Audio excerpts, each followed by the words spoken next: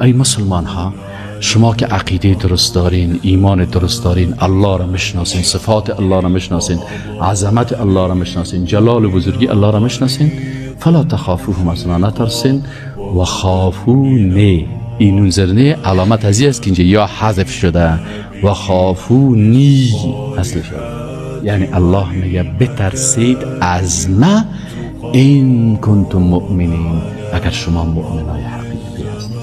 از این شیطان ها نترسید.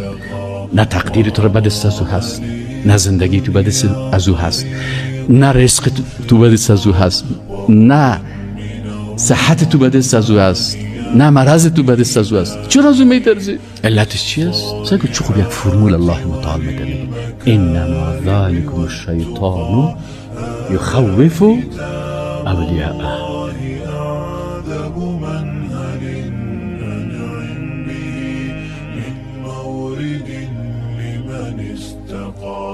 قد صانه رب العباد بحفظه